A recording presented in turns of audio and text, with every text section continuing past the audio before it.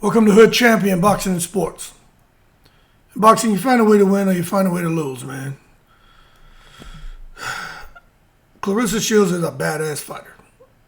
Got to give her credit for that.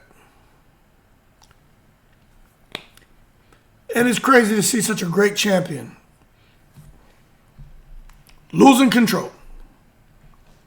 The aircraft is going down. Mayday, mayday, mayday. And Hood Champion is up out of here. Now, in case you can't see the thumbnail, right? This is really what's going on here. Claressa and Papoose, at this point in time, they got to realize they've lost control. The internet is winning. I've seen all kind of stuff out here, just people talking about them. Let me tell you, it's not slowing down anytime soon. They continue to dominate online conversation, man. But it's not always for boxing. To be honest with you, very seldomly you've seen anything boxing-wise. Fans are questioning everything from the long-distance relationship dynamics to Claressa's constant interviews and repeated mentions of Laila Ali. Some believe Claressa is simply defending herself and keeping her name hot online. Others think the nonstop internet battles, vent sessions, which is what it seems like to me, and emotional interviews are creating serious fan fatigue and damaging her public image. I tend to agree with that. So I just want to sit here, man, and chit-chat a little bit about why fans are confused about the relationship setup, why overexposure, which to me is what Papoose is doing to her, is hurting her, and why it hurts celebrities. And why some fans believe, Claressa's brand has taken a kind of damage to where it's been totally decimated and there's no chance of recovery. And really understanding Papoose, his role in all of this controversy, because I blame him for a whole lot of it. Yeah, Claressa's an adult, we all agree. But I blame him. He's the one back there, the mastermind behind everything. You know what I'm saying? But I'm going to tell you what. We haven't seen anything yet because 2027 could become the defining year for both of them. And it won't be nothing pretty if it doesn't go the way that they're scripting it out to be. Now, as far as the fans, why are fans questioning this relationship dynamics? Pretty damn simple, man. If a man claims he's deeply in love with someone and you're in a long distance relationship, and in this case, you just happen to be the boxing manager / boyfriend or whatever the dynamic is, why wouldn't you have the woman, Claressa, that's the love of your life, that you're talking about having a child and marrying and all these things that sound great, right? Why wouldn't she stay at your house when she's visiting? Why is she in a hotel? You see, fans are looking into this. Last night they brought it up. I said, look, I don't really pay attention to all that. But they're like, nah, she's always in a hotel. Why isn't she at his house? And I'm like, well, you know what? Maybe fans are reading into this. I know for me, just on the outside looking in, if I had my own place and I was in a long distance relationship with someone who I'm looking to marry, have children with, and when she comes into town, she coming by the crib. You know what I'm saying? She'll have a toothbrush there. She'll have clothes there. Yeah, she'll come to, that's her spot. She'll have a key to the crib. You know what I'm saying? Now, when fans read into this, people often associate home access, family access, comfort around relatives with seriousness and stability. And this is the problem. Fans are looking, and you got to understand, these aren't 13, 14-year-olds that's paying attention to Claressa and paying attention to Papoose.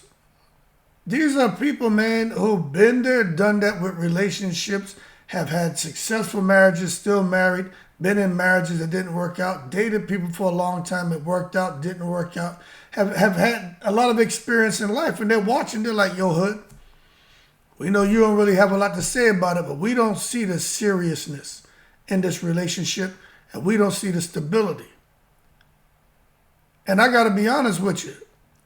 If what they were saying is true, that when she goes into town with her man, Papoose, if that's the case, it doesn't make sense to me either. I'm talking as a man. I've been single. I've had people come to visit me, and they come to the crib. It didn't, and I remember I was single. It didn't mean I didn't have other women. But I was like, yeah, come to the house. Why are we going to put you in a hotel? Because I made sure to let the women know, like, look, I'm single, you single, we're not exclusive. So when we're together, we enjoy each other's company. But when we're not together, don't bother me. I'm not going to bother you. So you got to establish that. But if I had to go and duck and hide in a hotel with someone who I feel is the love of my life, the one I'm going to marry, that means I'm probably doing some dirt. So if I'm in a relation, if I was in a relationship with someone like that, I'd probably be exclusive. I would consider that an exclusive relationship. So there's no way I would have her up in a hotel. No, come to the crib. You come in town. If I'm not there, you get a rental car, whatever. Yo, come to the house. You got the key, whatever. You know what I mean? It's not a problem. But when you got the partner staying in a hotel, fans begin, you already know how the internet is. They naturally begin speculating. Privacy concerns, unresolved relationship complications. Is it family tension? Is it image management? What's really going on here? Especially unresolved relationship complications. You got other women out there? Why wouldn't you bring her there? But the important perspective is there are many reasons couples make those decisions, because I try to be fair about all this. Maybe they need privacy from public attention. Maybe that's why you go to a hotel. I don't know. Maybe her coming into town, maybe there's family boundaries. Maybe it's complicated schedules. Maybe it has something to do with children, family dynamics, wanting neutral space. I don't know. So hotel arrangements alone don't prove something's wrong. But I'm telling you, for me, if I'm with someone who I want to have kids with and want to marry to, and they come into town and I have a house or an apartment or whatever I have, you come in there. You come in there. I'm not going to a hotel with you. Unless that's just something we both like, hey, look, there's some kind of headache of being there and attention on us. Let's go to a hotel. But if you got that kind of attention on you, no matter where you go. Or maybe somebody don't want people to know where they live. I don't know.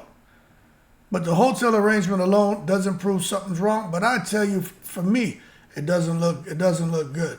But remember, I'm not a celebrity. So I'm not in their shoes. But then people question, okay, well, all right, well, just if you are with somebody and you want to marry him or her, you come into town and your place isn't available, why not stay with the in-laws? You know what I'm saying? You're supposed to be serious. You can't stay with family members. I understand that argument as well.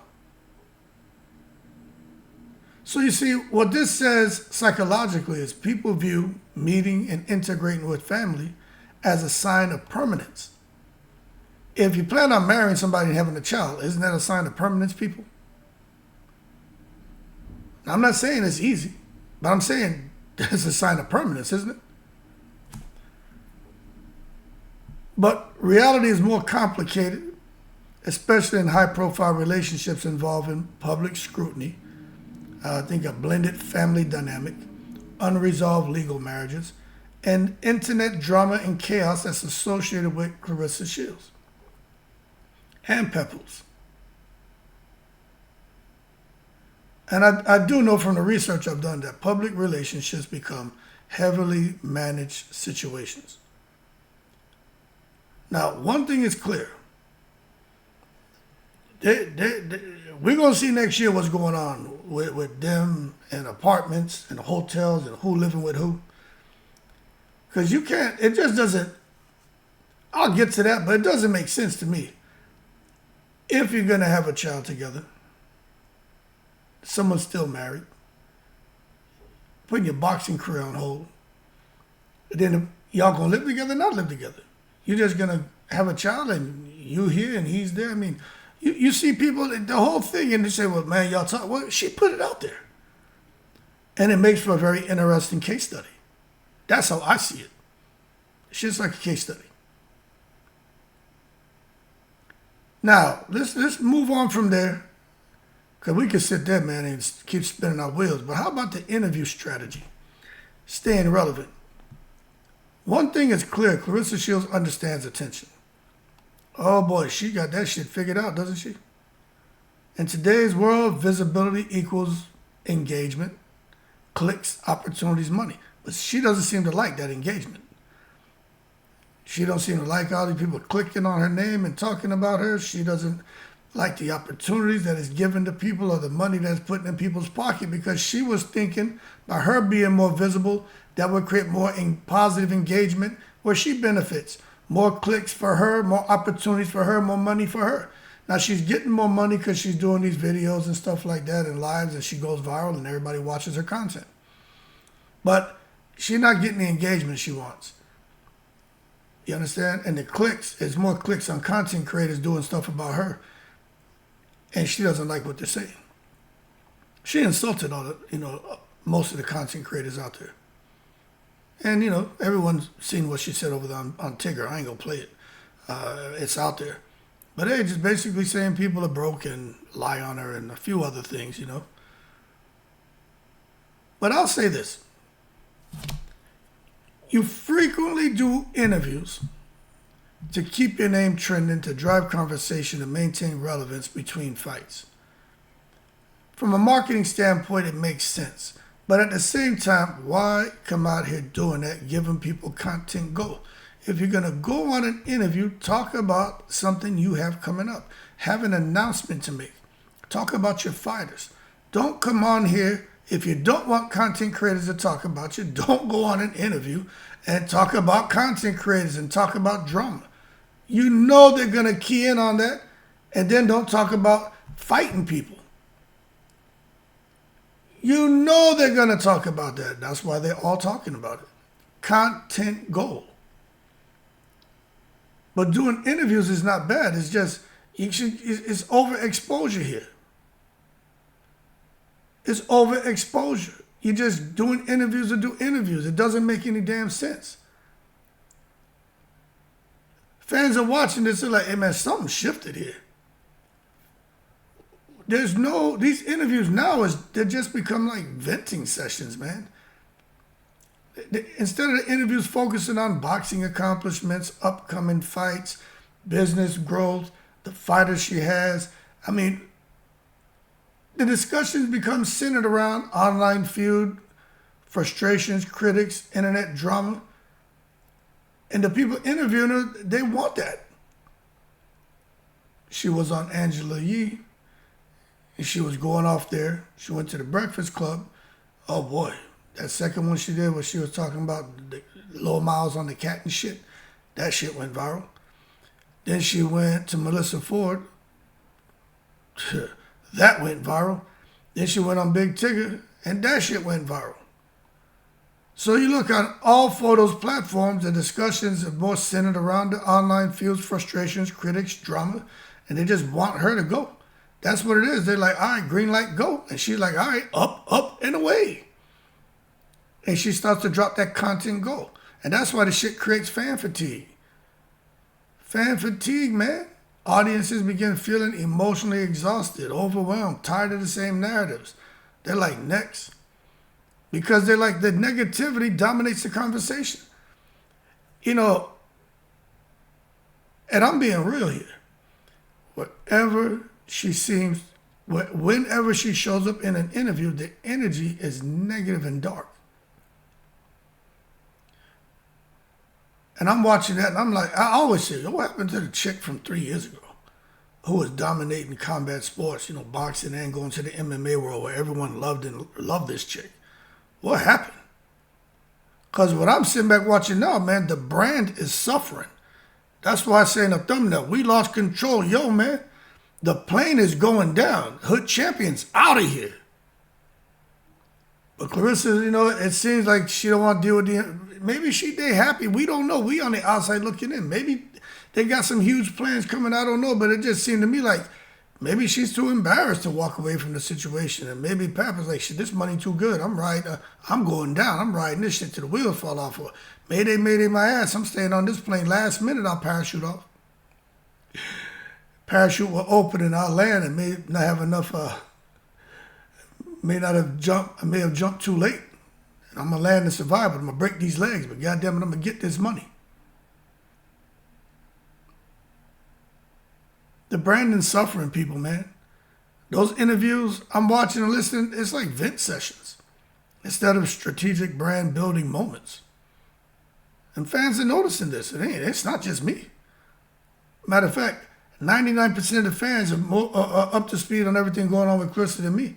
I can talk about the boxing piece, but the other stuff, I get bits and pieces here and there. Then when we go live or somebody send me something, but everybody know Hood Champion tell you, man, I'm from the old school. I don't know, I don't be on the internet like that. That's become like a running joke on the channel now. We know you don't be on the internet like that, Hood. But if we ain't laughing, we ain't living, right? But just like fans notice me making those little comments and jokes, they notice that her interviews, there's often more discussion about bloggers and shit. Internet drama, personal conflict. Especially this, what she said in this last interview, I got money, I got hair, I got cars, and I got a good man. We were trying to sort that shit out last night. And what they're just saying is this is she sees herself as someone who doesn't have. Like she hasn't been able to escape that spotlight. That's why she talks about these things. You know, as far as the hair and the makeup and she's pretty and I'm this. They're saying because deep down, she doesn't feel that way. All I know is the discussions are more about random shit that, to me, shouldn't even be talked about, shouldn't even be tabled. It should be more about her fighters, about T-Rex promotions, about women's boxing growth. But you can tell what's on her mind is probably a little bit of everything. But what really consumes her thoughts is what she talks about. That's why she gets out here and she vents and discharges her frustrations, because it bothers her. But she says she want to own the internet. Well, you got to own it. You see, modern athletes are expected to balance personality with professionalism.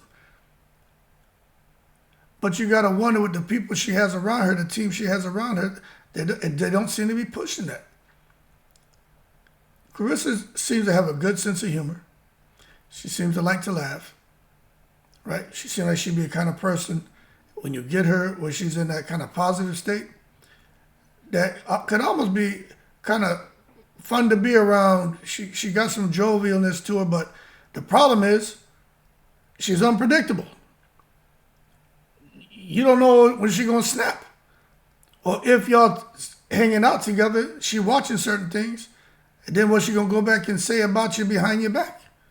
Or she going to develop a dislike for you because she going to see something and just, again, flip the script on you. And that's why when it comes to her brand and when it comes to these other female fighters, you can see that they've distanced themselves. There's all kind of things being said out here, whether it's direct or subliminal, by other female fighters. But she did that to herself. I didn't do it. Content creators didn't do it. I blame Papoose a whole lot for her situation. The people in Flint, Detroit, all over, man. She did it.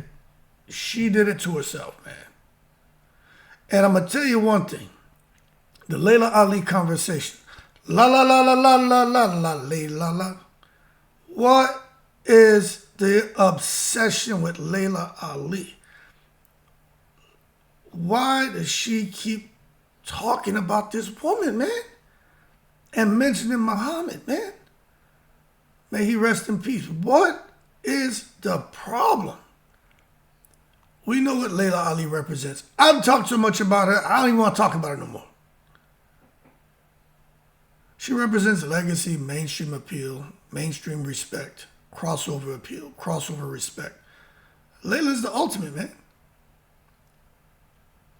But I'm listening to the fans, and y'all already know how I feel. I'm like, yo, repeated mentions, It's beyond excessive now. It's alarming. It's driven consternation out here in these YouTube streets. Wanting a major legacy fight isn't unusual in boxing. I'm telling you, it makes sense for someone to want a major legacy fight. Claressa should want major legacy fights. It's not unusual, but when the conversation continues for years without movement about someone like Laila who's been retired damn near 20 years and has no interest in coming back and fighting you at damn near age 50, people are going to interpret that shit a whole lot differently. Like, yo, what's wrong with you?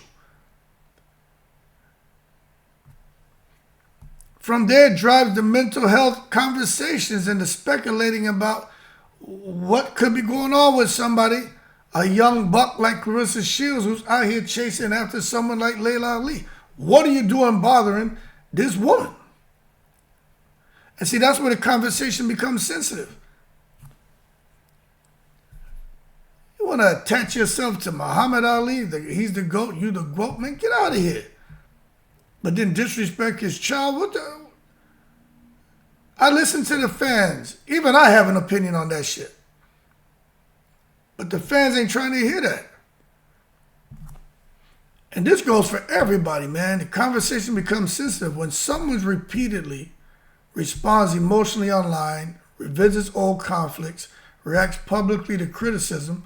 People begin asking, is this becoming unhealthy? They start watching the mental health. When you got somebody on here every day,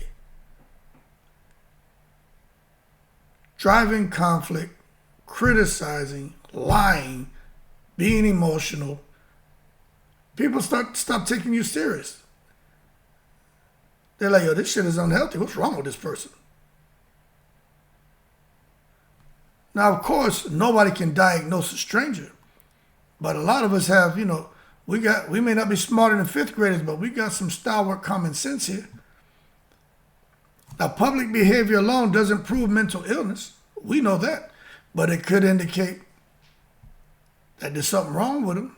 Definitely some stress, obsession, some jealousy, burnout, emotional fatigue, pressure from constant scrutiny.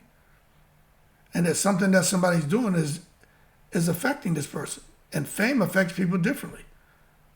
But you see it all the time out here.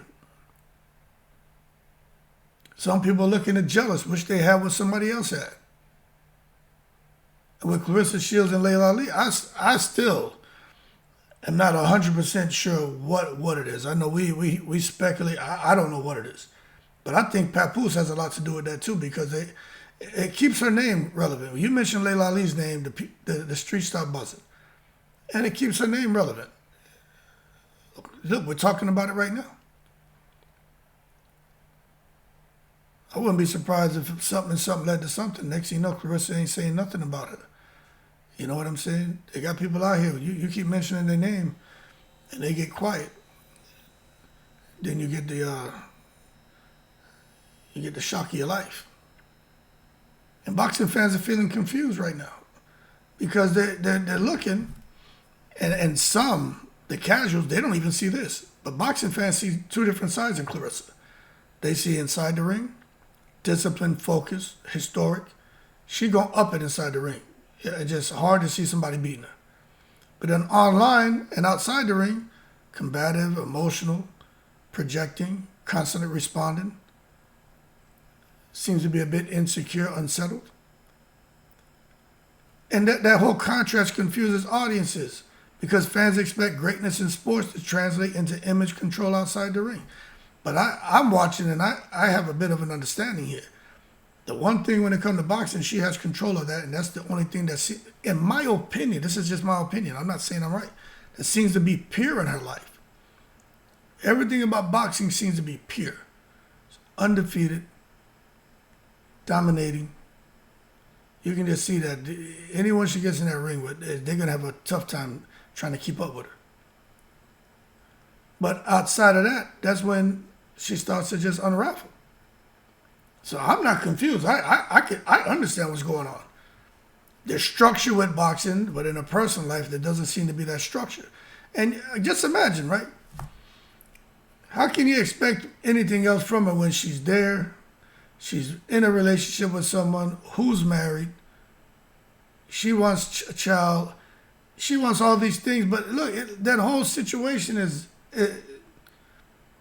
it's an unattractive situation. Why would anybody want to get caught up in that web of confusion? And I listen to the ladies when the ladies talk. The ladies be spot on, man. If you talk to 100 women and 99 of them say, stay away from that, you probably should listen. Because Papoose has a role in the chaos. I listen to what everybody say. Even I have an opinion, just sitting back watching. Because he and I close in age. I don't know him from shit. I really don't have too much to say about him. I do my Papoose, but you know me, I'm like, hey, no man should be lonely. Why he got to be lonely? I've been saying that since August. I wouldn't want to be lonely either, but I always said, set planning factors and observe. I've been observing. And I feel his presence intensified the attention. I'm just being honest with you. I do. I feel his presence has intensified the attention. And his presence has driven her to come out here and be more aggressive. Online, out in the public. You see, there's an existing public history. And there's relationship controversy. And there's ongoing public discussion. And as a result, it's created a nonstop cycle of attention. That's why I say his presence intensified the attention. Papoose he wasn't an unknown. Papoose was well known. But some would say he was a nobody. You can't say that. That ain't fair. But his name definitely is bubbling, more than ever since this whole thing with Claressa. But the public history was there. There's still a whole lot of relationship controversy. And there's ongoing public discussion about him and Claressa every day. So it's a nonstop cycle of content, and neither one of them seem to like it. But it's not going to slow down anytime soon because 2027 is supposed to be the most important year for both of them. Right? Fans believe, since this relationship went public, Claressa appears more reactive, more defensive, more aggressive online. Papoose doesn't look happy. The man looked depressed. He looked dejected. He seems to be aggressive. He talking about disrespect me, I disrespect you back. Talking about violating people. He out in public, you can see he's frustrated. He doesn't like all that attention on him. The whole world is watching Papoose, just like they're watching Claressa. The whole world. That's got to be a bit uncomfortable, you know what I mean? But the fair perspective is public pressure affects both people in a relationship. That's why I'm wondering, how's this relationship holding on? I don't get it. But I tell you what, back to that 2027. Oh yeah, that's supposed to be real important because fans now view the future as a crossroads moment. People got it set. They'll chill on New Year's Day, but January 2nd, off to the races. They got their reminders set to start content 2027, January 2nd, on Claressa and Papoose. You see, this is what they're looking at. Is there going to be stability? Is there going to be marriage? Is there going to be a family? Is there going to be career growth? People want to see. You know why? Because that's what they said. They haven't been out here talking about boxing, business decisions. This is what we have going on. We just signed this deal, that deal. Claressa's profile's growing, and look at that. That's not what you're getting. You're getting all this shit about their personal lives, personal situations, stuff that really nobody wants to hear about it, but it's like, like to hear it go. Good, go ahead. Boom, content gold. So people are like, okay, they're saying it's going to go this direction with the stability, marriage, family, and career growth. But the other side, we expect endless internet chaos. We expect them to further damage their reputation, and there's going to be a lot of emotional burnout because we don't think anything's going to change in 2027. And that's why people are watching closely, man. The women, boy, I'm telling you, they be like, Hood, you be too nonchalant about this. Everybody know I don't give a shit. I talk about it because it's interesting, like a case study to me. But y'all know I don't care. Good happens, great. Bad happens, I don't wish that on anybody. But I don't have an expectation. I just don't. It just exists. I mean, it really doesn't matter to me.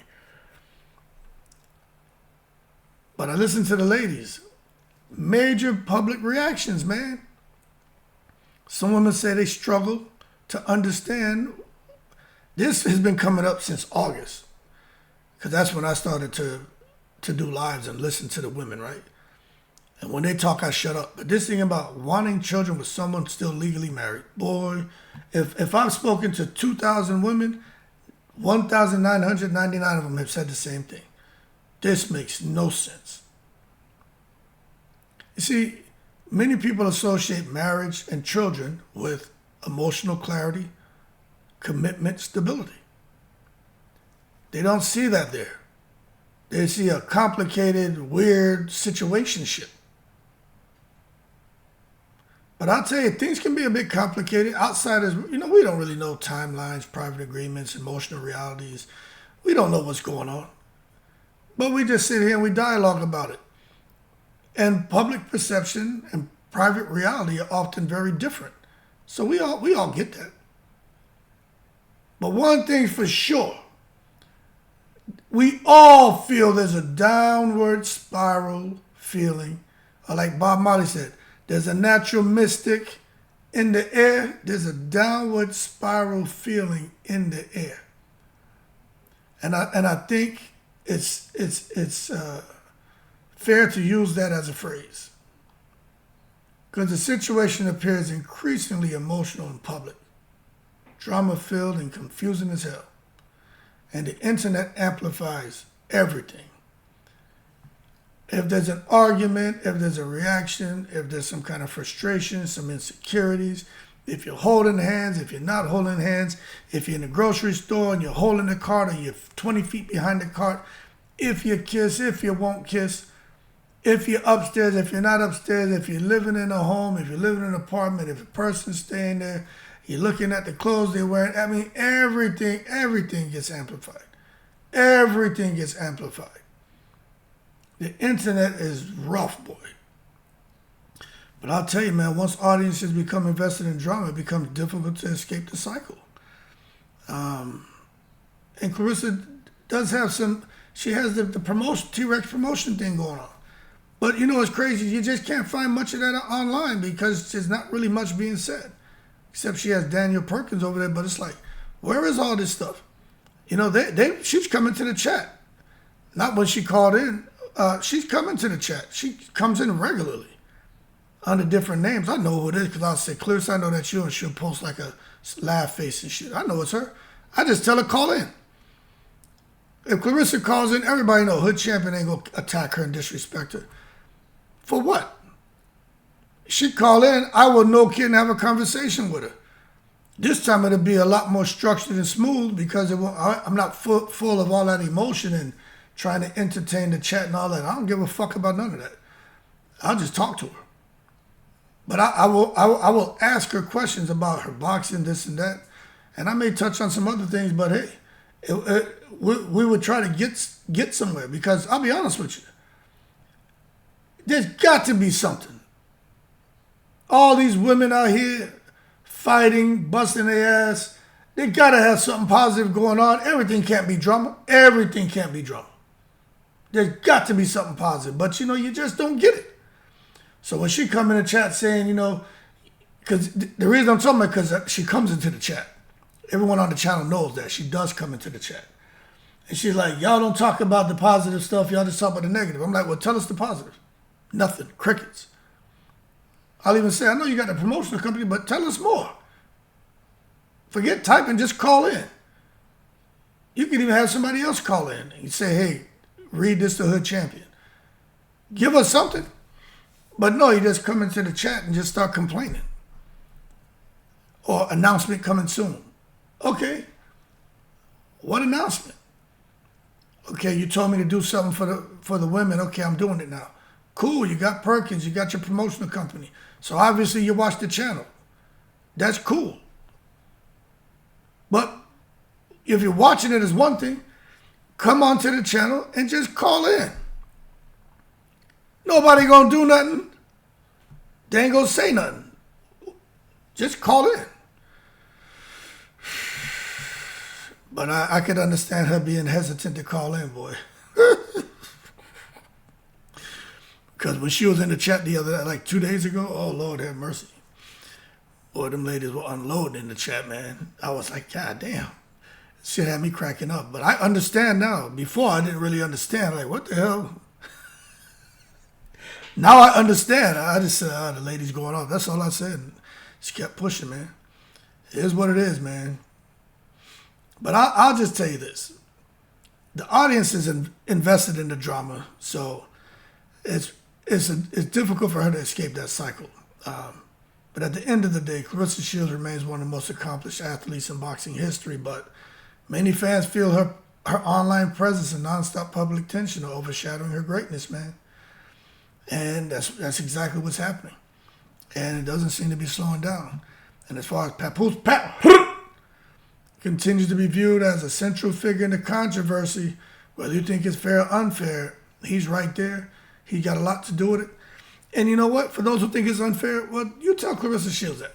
Because she's the one who says, I listen to Pap, I do what he says goes. So that tells me that all the movement that she's making and the reason why she keeps doing it, because that's what he wants. Keep your name out there. Keep that presence.